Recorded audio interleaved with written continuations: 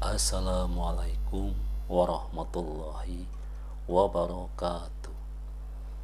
Saudara-saudaraku, alhamdulillah kita sudah di akhir bulan Ramadan dan sudah beberapa jam, 2 jam memasuki bulan Syawal. Dan di hari raya Idul Fitri banyak sunnah-sunnah yang sudah kita sampaikan. Namun demikian coba kita sampaikan lagi, karena banyak sunnah-sunnah yang sering kali kita lupakan. Mungkin untuk yang pertama ini masih banyak yang ingat bahwa di hari raya Idul Fitri di pagi hari sebelum kita berangkat menunaikan sholat Idul Fitri, maka kita disunahkan untuk mandi. Mandi untuk sholat Idul Fitri itu sunnah, sebagaimana diriwayatkan dari Ali bin Abi Thalib radhiyallahu anhu. Seseorang pernah bertanya kepada Ali mengenai mandi. Ali menjawab, mandilah setiap hari jika kamu mau. Orang tadi berkata, bukan maksudku, manakah mandi yang dianjurkan? Maka Ali menjawab bahwa mandi pada hari Jumat, hari Arafah, hari Idul Adha, dan Idul Fitri. Hadis riwayat Al-Baihaqi. Syekh Al-Albani menyatakan bahwa sanad hadis ini sahih. Ada riwayat lagi dari Ibnu Umar radhiyallahu anhuma. Dari Nafi, ia berkata bahwa Abdullah bin Umar biasa mandi di hari Idul Fitri sebelum ia berangkat pagi-pagi ke tanah lapang. Imam Nawawi rahimahullah menyatakan bahwa para ulama sepakat akan disunahkannya mandi untuk sholat Id. Jadi jangan lupa sebelum kita pergi ke tanah lapang atau juga yang ke masjid karena ada juga pemahaman sholat Id lebih utama di masjid Yang jelas semua sepakat bahwa kita disunahkan untuk mandi terlebih dahulu Kemudian yang kedua adalah kita disunahkan untuk berhias dan memakai pakaian yang terbaik. Sudah kita sampaikan Tentu pakaian yang terbaik tidak selalu baru Syukur kalau kita punya pakaian baru, juga akan baik kita pakai Yang jelas untuk pakaian bagi kaum pria, kaum muslim, ini dilarang untuk memakai sutra Jadi pilihlah yang bagus, tapi bukan pakaian dari sutra. Kemudian yang sunnah yang kadang-kadang dilupakan adalah makan sebelum Idul Fitri. Pengertian makan di sini dari banyak riwayat sesungguhnya bukanlah makan dalam arti makan besar Kalau bahasa kita yang makan di situ ada nasi, ada sayur, ada lauk, lengkap pokoknya Tetapi justru yang diminta adalah cukup kita makan kurma dan minum air putih saja Jadi cukup itu saja.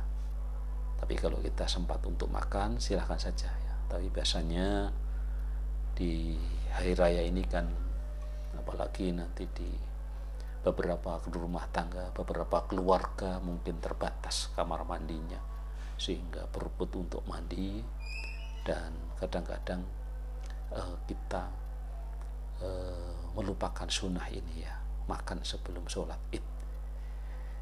Jadi sunnahnya adalah kita cukup makan kurma, dan selalu dianjurkan untuk dengan bilangan ganjil 1, 3, 5, 7 dan seterusnya.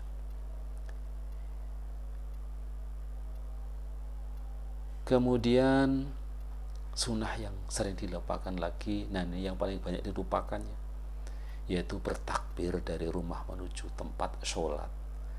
Jadi pemahaman tentang takbir ini ternyata juga cukup beragam Malam ini tadi bahkan sampai di jam saya merekam podcast ini masih banyak juga yang terdengar melantunkan takbir ya. Padahal sunnah yang paling tegas perintahnya adalah sunnah bertakbir dari rumah menuju tempat sholat. Ini sunnah yang mungkin banyak yang dilupakan, kita lebih banyak mengobrol ya, apalagi kita bertemu dengan keluarga-keluarga yang lama tidak bertemu, sehingga ada saja obrolan-obrolan yang tidak pernah berhenti ya. Begitu banyak cerita-cerita yang akan diceritakan dengan waktu yang terbatas di Idul Fitri ini ya. Jadi ingat ya, ketika kita berangkat menuju ke tanah lapang untuk sholat id, maka jangan lupa untuk bertakbir. Takbir sendiri-sendiri ya, bukan takbir yang terpimpin, terkomando ya. Nah inilah yang sementara hari ini kita lebih banyak takbir setelah maghrib, bahkan sampai di pagi hari, yang sesungguhnya itu tidak ada contoh dari Rasulullah SAW ya. Apalagi kemudian melupakan waktu istirahat kita. Jadi tetap kita harus istirahat.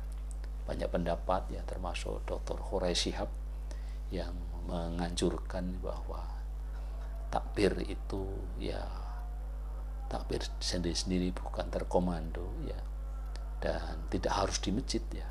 Bahkan pada takbir Idul Fitri ini bisa kita lakukan di mana saja ya. Bahkan kalau mungkin hari ini, saat ini Anda masih di tengah jalan menuju ke kampung halaman, mungkin karena kemacetan dan sebagainya, daripada macet kita melakukan aktivitas yang lain, maka disunahkan untuk takbir ya. Kemudian sunnah yang sedang dilupakan adalah saling mengucapkan selamat. Saya kira ini sudah banyak diucapkan ya, dan ternyata diperbolehkan dengan ucapan apapun ya. Walaupun ada riwayat ucapan yang paling bagus adalah taqabbalallahu minna wa minkum. Ada juga taqabbalallahu minna wa minka ya. Kemudian yang terakhir yang sering dilupakan lagi adalah melewati jalan pergi dan pulang yang berbeda.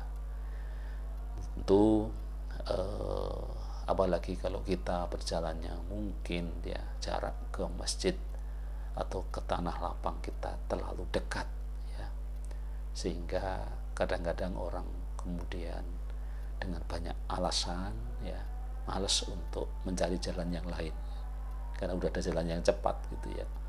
Padahal itu sunnah Rasul yang harus kita lakukan ya, karena kita akan mendapatkan pahala sunnah, pahala ketaatan kita kepada Rasulullah Shallallahu Alaihi Wasallam.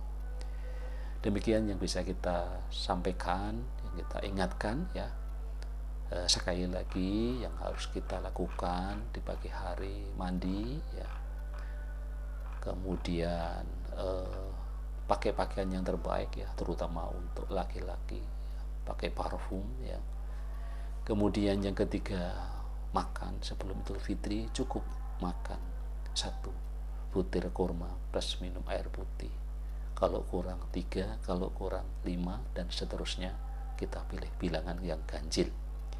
Kemudian bertakbir ya, dari rumah sampai ke tempat sholat, sampai ada di tempat sholat, sampai sholatnya itu selesai baru takbir kita selesai.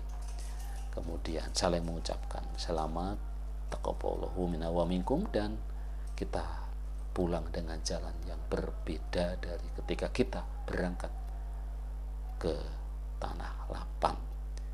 Demikian yang bisa kita sampaikan. Selamat menunaikan ibadah sholat Idul Fitri. Taqabbalallahu minna wa minkum, taqabbal ya karim. Mohon maaf lahir dan batin. Assalamualaikum warahmatullahi wabarakatuh.